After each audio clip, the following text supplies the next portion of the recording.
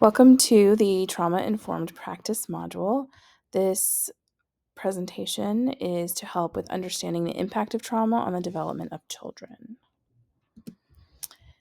So the Trauma-Informed Practice project is coming out of the North Carolina Community College system.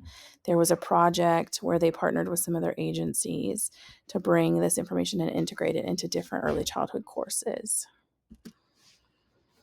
And this class care statement is really just to kind of give you a warning that sometimes this content can be tough to go through.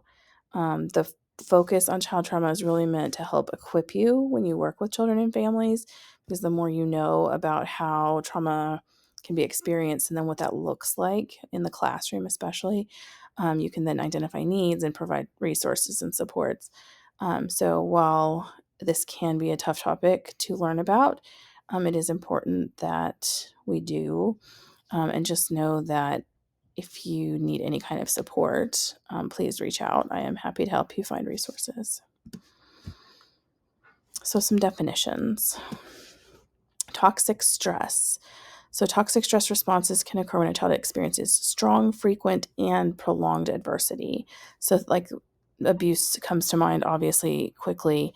Caregivers using substances, mental illness, just being exposed to violence, or even having the burdens of a tough economic situation that just builds up over time, and not having adequate adult support, meaning they're going through or experiencing or being exposed to these really stressful situations and they're not getting the support that they need to process or handle them.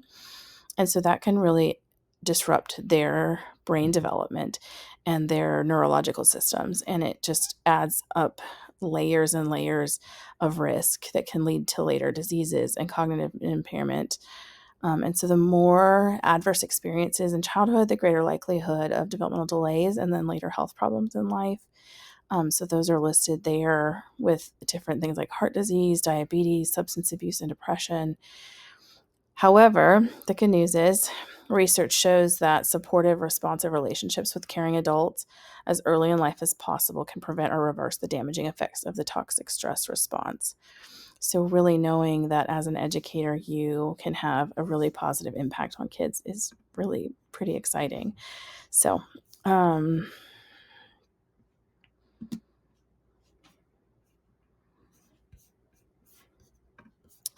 the next thing to look at for definition is traumatic events.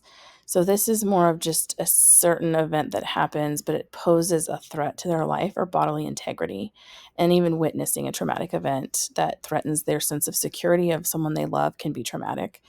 So this really has a lot to do with attachment and how they feel safe overall.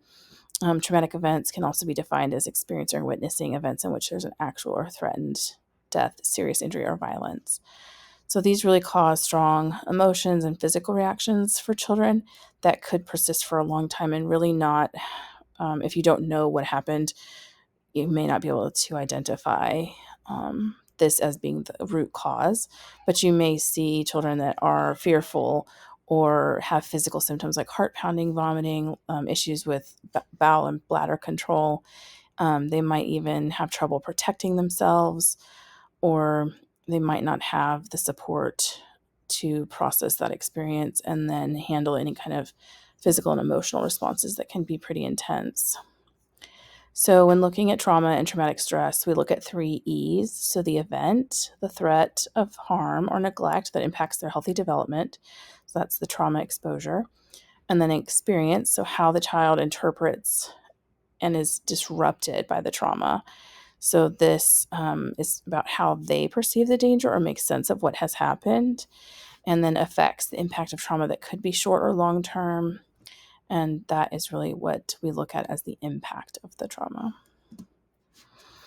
And then trauma exposure.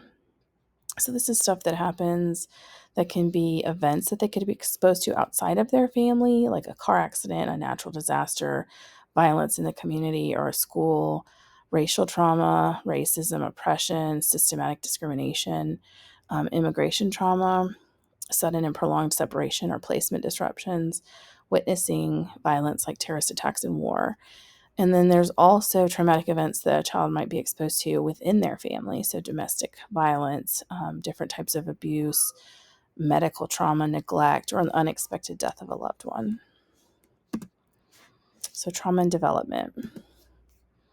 There's a great video, The Childhood Trauma in the Brain from the UK Trauma Council. If you have a chance to watch it, the link is here.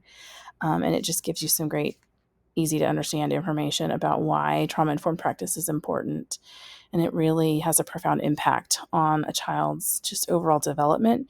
So by understanding trauma-informed practices, educators can help create environments that are responsive to the needs of the children who have experienced trauma, which ultimately creates healthier outcomes. So the prevalence of trauma, many children experience trauma, which can stem from all of the things we've looked at so far, and it can shape how they view the world, interact with others, and respond to new situations. And keeping in mind that school can be stressful for kids, right? So it might trigger responses. And then the impact on their brain development, trauma can alter their brain structures that govern their emotional regulation, memory, executive function, which then makes it harder for them to manage emotions, process information, and adapt to new routines or expectations. And then also educational equity. Children affected by trauma often face behavioral and academic challenges that, if are misunderstood, could lead to labeling, punitive discipline, or missed opportunities for support. So trauma-informed practice really allows educators to address these challenges in ways that can support the child rather than stigmatize them. So trauma can impact learning and behavior in lots of ways. So just some things to be aware of. Children who've experienced trauma may be hypervigilant or have attention difficulties. They might be so busy scanning the environment for threats that they have trouble focusing or are easily distracted. Emotional dysregulation. So often you'll see difficulty regulating themselves. They might have a sudden outburst or a mood swing or be withdrawn. They might struggle to interpret their own feelings or that of others, which can impact not only their relationships with their peers, but also their self-esteem. And delayed social skills and attachment. Trauma often interrupts attachment with their caregivers and also social development. Children might mistrust adults or withdraw from peers. They might struggle to build relationships or participate in activities, which overall affects their social learning. And then behavioral challenges is communication. And this, I think, is one of the biggest ones that we see, especially in schools and especially since COVID, that everyone is struggling with. But remembering that all behavior is a form of communication, and trauma can lead to some pretty significant behaviors like aggression, defiance, avoidance, which are easily labeled as bad behavior, but often that's the child's only way of coping or signaling that they're distressed. And so knowing this is a way to help you be able to respond with support rather than punishment to help foster that sense of safety and acceptance. And then impaired memory and learning. Trauma can affect cognitive functions. When you're worried about safety, the frontal lobe of your brain shuts down and you can't access that. So it really can make it hard for kids to focus on learning tasks and to process new information. And that might look as if they're not paying attention or they've got an academic delay, but often it's just that they need some more support. So creating a trauma-informed environment in your setting. So some of the key things to think about are safe spaces. So being able to create physically and emotionally safe environments, because without safety, we cannot get to anything else. And something that will help with safety, but also with relationships and attachment, is predictability and routine. So being consistent and having clear expectations to help build trust. Children need to believe that you mean what you say and they know what to expect.